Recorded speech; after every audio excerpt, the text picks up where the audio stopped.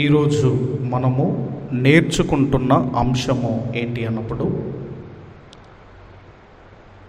మీకు మేలు చేయవలనని ఉద్దేశించుచున్నాను అని దేవుడు పలికిన మాటను ఈరోజు మనమందరం కూడా ఆలోచన చేయబోతున్నాము. మరలా చెబుతున్నాను, మీకు మేలు చేయ నుద్దేశించుచున్నాను అని దేవుడు పలికిన మాటను ఈరోజు మనమందరం కూడా ఆలోచన చేయబోతున్నాము. మరి మీకు మేలు చేయ నుద్దేశించుచున్నాను అని దేవుడు ఎవరికి చెప్పాడు, ఎందుకు చెప్పాడు, ఈ విషయాలు ఎక్కడున్నాయో బైబిల్ గ్రంథంలోనికి వెళ్ళి మనమందరం కూడా ఆలోచన చేయగలిగితే మనం కూడా మన జీవితంలో దేవుడు నాకు మేలు చేయాలి అని ప్రతి ఒక్కరికి ఉంటుంది.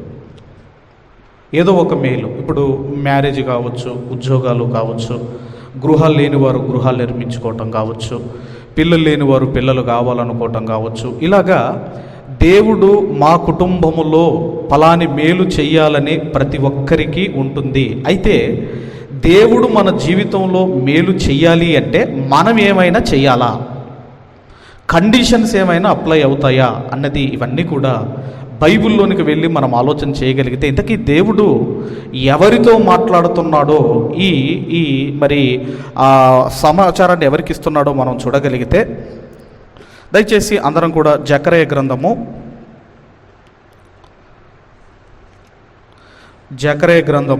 8వ అధ్యాయము, జకర్యా గ్రంథము 8వ అధ్యాయము 15వ వచనములో మనకు ఈ యొక్క వచన భాగములో మనకు కనబడుతుంది. చదవన్నమ్మ. ఈ కాలమున యెరూషలేమునకును యూదా వారికిని మేలు చేయ నుద్దేశించుచున్నాను గనుక భయపడకుడి. ఇక్కడ మనము చూడగలిగితే దేవుడు ఒక శుభప్రదమైన ఒక సమాచారాన్ని ఇటు ఇశ్రాయేలీలకు అలాగే యూదులకు ఒక శుభప్రదమైన సమాచారాన్ని దేవుడు చెబుతున్నాడు.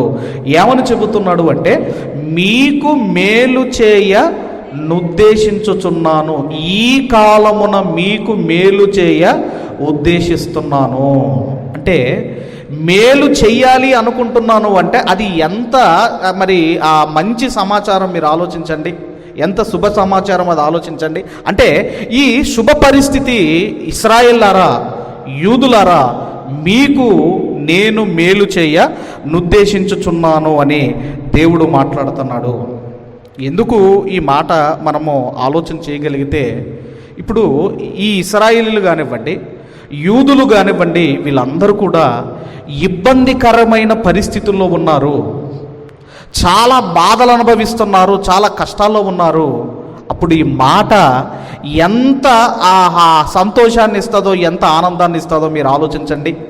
కాబట్టి దేవుడు అంటున్నాడు, నేను మీకు మేలు చేయ ఉద్దేశించుచున్నాను.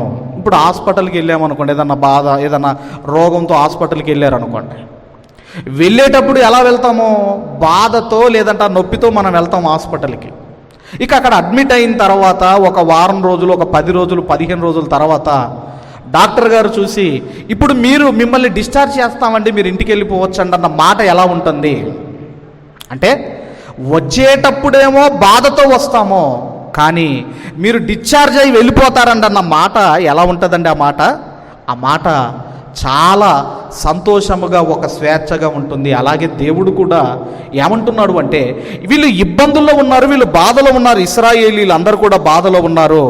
అప్పుడు దేవుడు అంటున్నాడు, నేను మీకు మేలు చేయ ఉద్దేశించుచున్నాను ఈ కాలములో. ఎందుకంటే ఇశ్రాయేలీలు, ఆ యూదులు అవిధేయులుగా బ్రతుకుతున్నారు, అన్యాయం చేస్తున్నారు, పాపపు క్రియలు చేస్తున్నారు, అలాగే విగ్రహ ఆరాధన చేస్తున్నారు, అలాగే ప్రవక్తల మాట వినటము లేదు. అందుకేనండి వీళ్ళు ఇశ్రాయేలీలేమో అషూరు చెరకు వెళ్తారు, యూదులు బెన్యామీనీలేమో బబులోను చెరకు వెళతారు. అంటే ఒక శాపగ్రస్తమైన జీవితము ఇటు యూదులు ఇటు ఇశ్రాయేలీలు అనుభవిస్తున్నారు.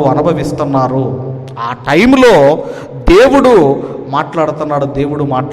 ఎందుకంటేనండి, దేవునికి మనుషులు దూరం అయితే, ఇప్పుడు దేవునికి మనం దూరం అయ్యామనుకోండి, శత్రువు మనల్ని పట్టుకుంటాడు. ఇప్పుడు దేవుని చేతిలో మనం లేకపోతే మనము శత్రువు చేతిలోనికి వెళ్ళిపోతాము. ఇప్పుడు ఒక కోడి ఉన్నది. ఒక కోడి, ఆ పిల్లలు అనేటివి కోడి రెక్కల క్రింద ఉంటే వాటికి క్షేమం. కోడి పిల్లలు కోడి రెక్కల క్రింద ఉంటే కోడి పిల్లలకి క్షేమం. వాటి రెక్కల క్రింద లేకపోతే పిల్లెత్తుకెళ్ళొచ్చు, గద్దెత్తుకెళ్ళొచ్చు, ఏదైనా వాటికి ప్రమాదం ఉన్నది. అలాగే ఇశ్రాయేలీలు కూడా దేవుని రెక్కల నీడను విడిచిపెట్టి వీళ్ళు కూడా శత్రువులకు దేవుడు అప్పగించాడు. ఇక చాలా భయంకరమైన జీవితము ఇశ్రాయేలీలు అనుభవించారు. అప్పుడు దేవుడు చెబుతున్నాడు, ఈ కాలమున మీకు మేలు చేయ ఉద్దేశించుచున్నాను. ఇక మనము ఇంకా కాస్త మనం ముందుకు వెళ్ళగలిగితే దయచేసి మనము 13వ వచనము నుంచి చదువుకుంటూ వద్దాం. 13వ వచనము నుంచి చదవమ్మా. యూదా వారలారా, ఇశ్రాయేలు వారలారా, చదవండమ్మా. మీరు అన్యజనులలో నేలాగు శాపాస్పదమై యుంటిరో అలాగే మీరు ఆశీర్వాదాస్పదమగునట్లు నేను మిమ్మల్ని రక్షింతును, భయపడక ధైర్యము తెచ్చుకోండి. ఒక దేవుని జనాంగము, ఆశీర్వదించబడిన జనాంగముగా ఉండవలసిన వీళ్ళు ఎలా మారిపోయారటండి? శాపగ్రస్తముగా మారిపోయారు. ఎందుకంటే ప్రవక్తల మాట వినటం లేదు, దేవుడు చెప్పిన మాట వినటం లేదు, పాపక్రియలు చేస్తున్నారు, అన్యాయం చేస్తున్నారు, అక్రమాలు చేస్తున్నారు, అవిధేయులుగా ఉన్నారు. అందుకే ఇదిగోనండి, ఒక ఆశీర్వదించబడిన జనాంగముగా ఉండవలసిన వీరు శాపగ్రస్తమైన జనాలుగా మారిపోయారు. అన్యులు చూసి ఏమనుకున్నారంటే, అయ్యో వీళ్ళు దేవుణ్ణి జనులు కదా, వీళ్ళు జీవము గల దేవుణ్ణి సేవించిన జనులు కదా, వీళ్ళు ఇలా శాపగ్రస్తమైన జనులుగా మారిపోయారు. అందుకే అక్కడ ఏమంటున్నాడంటే తర్వాత 13వ వచనం, భయపడక ధైర్యము తెచ్చుకోండి. 14వ వచనం, సైన్యములకు అధిపతియగు యెహోవా సెలవిచ్చినది ఏమనగా, మీ పితరులు నాకు కోపము పుట్టింపక దయ తలచక నేను మీకు కీడు చేయ నుద్దేశించినట్లు. మీ పితరులు పాపము చేసినప్పుడు నేను దయ తలచలేదు, నేను కనికరించలేదు. అందుకే ఆయన అంటున్నాడు, నేను కీడు చేయ ఉద్దేశించున్నట్లు. ఎన్ని చెప్పాడండి, ఎంతమంది ప్రవక్తల ద్వారా చెప్పాడండి. యెరూషలేం మీదికి, ఇదిగో మీరు బాగుంటే యెరూషలేం బాగుంటుంది, మీరు బాగలేకపోతే మిమ్మల్ని శత్రు రాజులకు అప్పగిస్తానని దేవుడు ఎందరో ద్వారా చెప్పిన దేవునికి అవిధేయులుగా బ్రతికారు, విగ్రహ ఆరాధన చేశారు, ప్రవక్తల మాట వినలేదు. ఇశ్రాయేలు కానివ్వండి, యూదులు కానివ్వండి. అందుకేనండి, ఒక శాపగ్రస్తమైన జనులుగా ఇశ్రాయేలీలు మారిపోయినప్పుడు దేవుడు అంటున్నాడు, నేను దయ తలచలేదు. అప్పుడు నేను కీడు చెయ్య ఉద్దేశించాను అని దేవుడు చెబుతున్నాడు. తర్వాత 15వ వచనం మనం చదవగలిగితే, ఈ కాలమున యెరూషలేమునకును యూదా వారికిని మేలు చేయ నుద్దేశించుచున్నాను. ఎందుకు మేలు చేయాలనుకుంటున్నాడు దేవుడు? దేవుడు ఎందుకు మేలు చేయాలనుకుంటున్నాడు అంటే, ఎప్పుడైతే వీరు చెరలోనికి వెళ్ళారో ఇక వారిలో ఒక పశ్చాత్తాపం అనేది రావటం జరిగింది.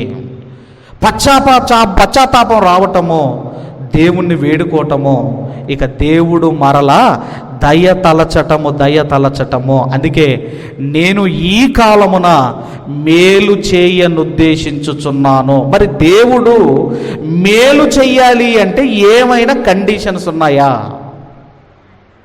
అమ్మా? ఇప్పుడు దేవుడు మేలు చెయ్యాలి అనుకుంటాం మనం. దేవుడు మనకు మేలు చెయ్యాలి అంటే మనం ఏమైనా చెయ్యాలా? ఇంతకీ వీళ్ళు ఎలా బ్రతికారు ఒక్కసారి మనము అదే అధ్యాయం జకర్యా గ్రంథము 7వ అధ్యాయము 8వ వచనము నుంచి మనం చదువుకుంటూ రాగలిగితే 8వ వచనము నుంచి, మరియు యెహోవా వాక్కు జకర్యాకు ప్రత్యక్షమై సెలవిచ్చినదేమనగా, సైన్యములకు అధిపతియగు యెహోవా ఈలాగు ఆజ్ఞ ఇచ్చి ఉన్నాడు, సత్యమును అనుసరించి తీర్పు తీర్చుడి, ఒకని యందొకరు కరుణా వాత్సల్యమును కనపరుచుకొనుడి, విధ్వరాండ్లను, తండ్రి లేని వారులను, పరదేశులను, దరిద్రులను బాధ పెట్టకుడి, మీ హృదయమందు సహోదరులలో ఎవ్వనికి నీ కీడు చేయ తలంచకుడి. దేవుడు అంటున్నాడు, ఇలా బ్రతుకుతున్నారు, ఇలా దేవుని బిడ్డలు, దేవుని పిల్లలు ఇలా బ్రతుకుతున్నారు. తర్వాత 11వ వచనము, అయితే వారు ఆలకింప నొల్లక మూర్ఖులై వినకుండా చెవులు మూసుకొనిరి, ధర్మశాస్త్రమును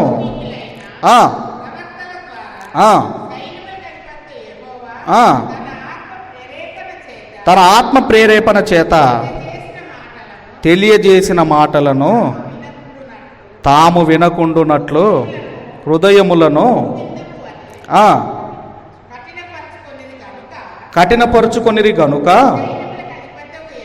సైన్యములకు అధిపతియగు యెహోవా మహోగ్రత వారి మీదికి వచ్చెను. అంటే ఈరోజు మనము నేర్చుకుంటున్న అంశము ఏంటి అన్నప్పుడు, మీకు మేలు చెయ్యవలనని ఉద్దేశించుచున్నాను అని దేవుడు పలికిన మాటను ఈరోజు మనమందరం కూడా ఆలోచన చేయబోతున్నాము. మరలా చెబుతున్నాను, మీకు మేలు చేయ నుద్దేశించుచున్నాను అని దేవుడు పలికిన మాటను ఈరోజు మనమందరం కూడా ఆలోచన చేయబోతున్నాము. మరి మీకు మేలు చేయ నుద్దేశించుచున్నాను అని దేవుడు ఎవరికి చెప్పాడు, ఎందుకు చెప్పాడు, ఈ విషయాలు ఎక్కడున్నాయో బైబిల్ గ్రంథంలోనికి వెళ్ళి మనమందరం కూడా ఆలోచన చేయగలిగితే మనం కూడా మన జీవితంలో దేవుడు నాకు మేలు చేయాలి అని ప్రతి ఒక్కరికి ఉంటుంది. ఏదో ఒక మేలు, ఇప్పుడు మ్యారేజ్ కావచ్చు, ఉద్యోగాలు కావచ్చు, గృహాలు లేనివారు గృహాలు నిర్మించుకోవటం కావచ్చు, పిల్లలు లేనివారు పిల్లలు కావాలనుకోవటం కావచ్చు. ఇలాగా దేవుడు మా కుటుంబములో ఫలాని మేలు చెయ్యాలని ప్రతి ఒక్కరికి ఉంటుంది. అయితే దేవుడు మన జీవితంలో మేలు చెయ్యాలి అంటే మనం ఏమైనా చెయ్యాలా, కండిషన్స్ ఏమైనా అప్లై అవుతాయా అన్నది, ఇవన్నీ కూడా బైబిల్లోనికి వెళ్ళి మనం ఆలోచన చేయగలిగితే ఇంతకీ దేవుడు ఎవరితో మాట్లాడుతున్నాడో ఈ మరి ఆ సమాచారాన్ని ఎవరికి ఇస్తున్నాడో మనం చూడగలిగితే, దయచేసి అందరం కూడా జకర్యా గ్రంథము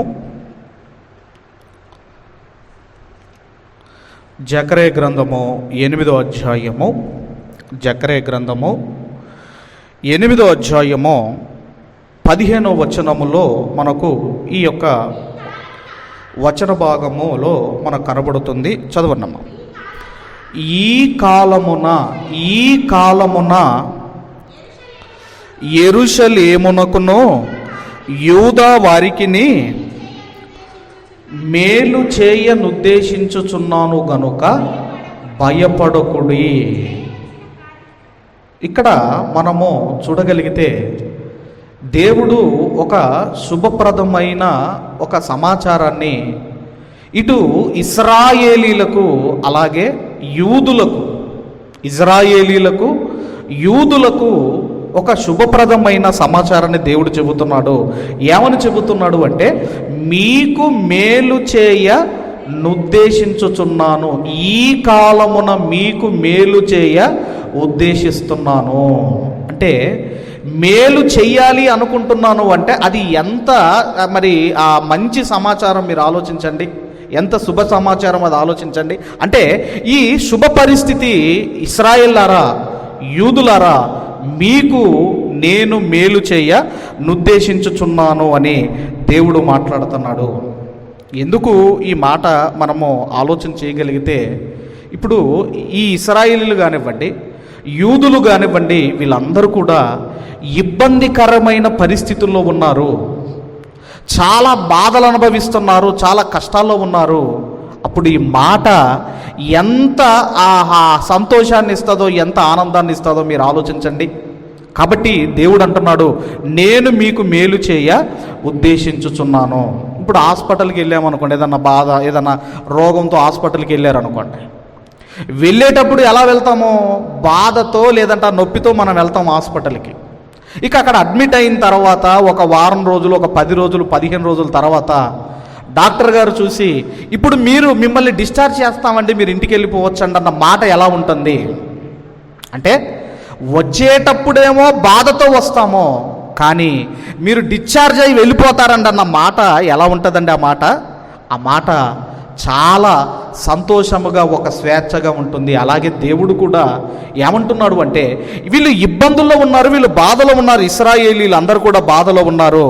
అప్పుడు దేవుడు అంటున్నాడు, నేను మీకు మేలు చేయ ఉద్దేశించుచున్నాను ఈ కాలములో. ఎందుకంటే ఇశ్రాయేలీలు, ఆ యూదులు అవిధేయులుగా బ్రతుకుతున్నారు, అన్యాయం చేస్తున్నారు, పాపపు క్రియలు చేస్తున్నారు, అలాగే విగ్రహ ఆరాధన చేస్తున్నారు, అలాగే ప్రవక్తల మాట వినటము లేదు. అందుకేనండి వీళ్ళు ఇశ్రాయేలీలేమో అషూరు చెరకు వెళ్తారు, యూదులు బెన్యామీనీలేమో బబులోను చెరకు వెళతారు. అంటే ఒక శాపగ్రస్తమైన జీవితము ఇటు యూదులు, ఇటు ఇశ్రాయేలీలు అనుభవిస్తున్నారు. ఆ టైంలో దేవుడు మాట్లాడుతున్నాడు. ఎందుకంటేనండి, దేవునికి మనుషులు దూరం అయితే, ఇప్పుడు దేవునికి మనం దూరం అయ్యామనుకోండి, శత్రువు మనల్ని పట్టుకుంటాడు. ఇప్పుడు దేవుని చేతిలో మనం లేకపోతే మనము శత్రువు చేతిలోనికి వెళ్ళిపోతాము. ఇప్పుడు ఒక కోడి ఉన్నది, ఒక కోడి, ఆ పిల్లలు అనేటివి కోడి రెక్కల క్రింద ఉంటే వాటికి క్షేమం. కోడి పిల్లలు కోడి రెక్కల క్రింద ఉంటే కోడి పిల్లలకి క్షేమం. వాటి రెక్కల క్రింద లేకపోతే పిల్లెత్తుకెళ్ళొచ్చు, గద్దెత్తుకెళ్ళొచ్చు, ఏదైనా వాటికి ప్రమాదం ఉన్నది. అలాగే ఇశ్రాయేలీలు కూడా దేవుని రెక్కల నీడను విడిచిపెట్టి వీళ్ళు కూడా శత్రువులకు దేవుడు అప్పగించాడు. ఇక చాలా భయంకరమైన జీవితము ఇశ్రాయేలీలు అనుభవించారు. అప్పుడు దేవుడు చెబుతున్నాడు, ఈ కాలమున మీకు మేలు చేయ ఉద్దేశించుచున్నాను. ఇక మనము ఇంకా కాస్త మనం ముందుకు వెళ్ళగలిగితే దయచేసి మనము 13వ వచనము నుంచి చదువుకుంటూ వద్దాం. 13వ వచనము నుంచి చదవమ్మా.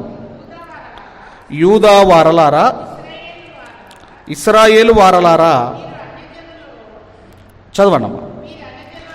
మీరు అన్యజనులలో నేలాగు శాపాస్పదమై ఉంటిరో, అలాగే మీరు ఆశీర్వాదాస్పదమగునట్లు నేను మిమ్మల్ని రక్షింతును, భయపడక ధైర్యము తెచ్చుకోండి. ఒక దేవుని జనాంగము, ఆశీర్వదించబడిన జనాంగముగా ఉండవలసిన వీళ్ళు ఎలా మారిపోయారటండి? శాపగ్రస్తముగా మారిపోయారు.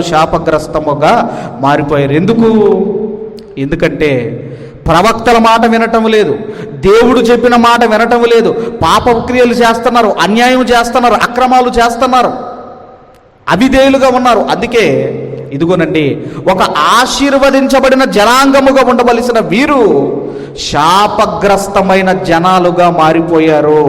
అన్యులు చూసి ఏమనుకున్నారంటే, అయ్యో వీళ్ళు దేవుణ్ణి జనులు కదా, వీళ్ళు జీవము గల దేవుణ్ణి సేవించిన జనులు కదా, వీళ్ళు ఇలా శాపగ్రస్తమైన జనులుగా మారిపోయారు.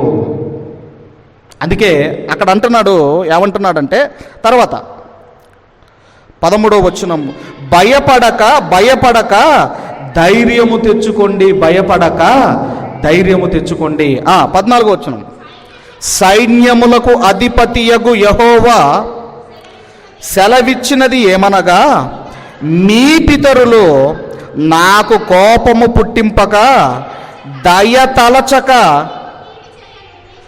నేను మీకు కీడు చేయ నుద్దేశించినట్లు. మీ పితరులు పాపము చేసినప్పుడు నేను దయ తలచలేదు, నేను కనికరించలేదు.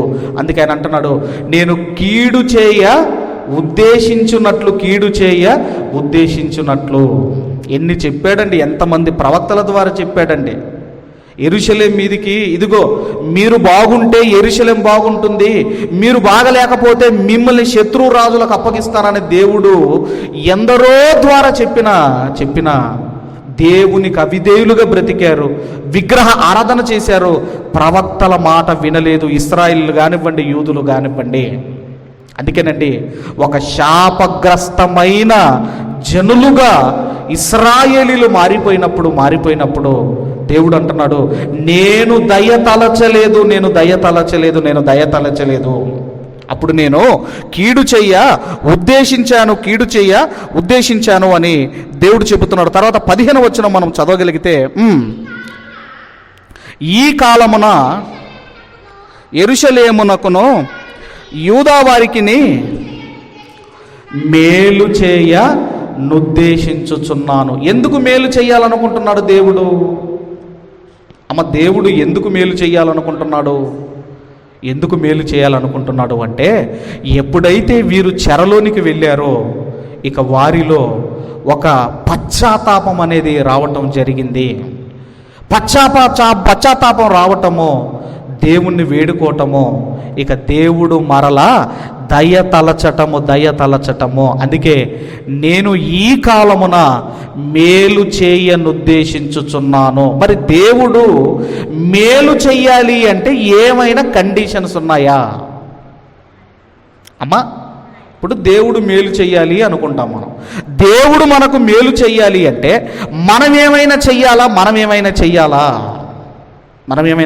ఇంతకీ వీళ్ళు ఎలా బ్రతికారో ఒక్కసారి మనము అదే అధ్యాయం, జకర్యా గ్రంథము 7వ అధ్యాయము 8వ వచనము నుంచి మనం చదువుకుంటూ రాగలిగితే, 8వ వచనము నుంచి, మరియు యెహోవా వాక్కు జకర్యాకు ప్రత్యక్షమై సెలవిచ్చినదేమనగా, సైన్యములకు అధిపతియగు యెహోవా ఈలాగు ఆజ్ఞ ఇచ్చి ఉన్నాడు, సత్యమును అనుసరించి తీర్పు తీర్చుడి, ఒకని యందొకరు కరుణా వాత్సల్యమును కనపరుచుకొనుడి, విధ్వరాన్లను, తండ్రి లేని వారులను, పరదేశులను, దరిద్రులను బాధ పెట్టకుడి, మీ హృదయమందు సహోదరులలో ఎవ్వనికి నీ కీడు చేయ తలంచకుడి.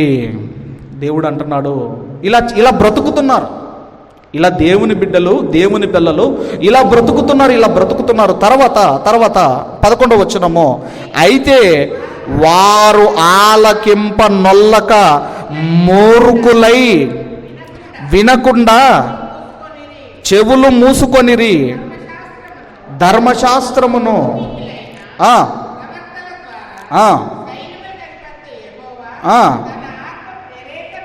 తన ఆత్మ ప్రేరేపణ చేత తెలియజేసిన మాటలను తాము వినకుండునట్లు హృదయములను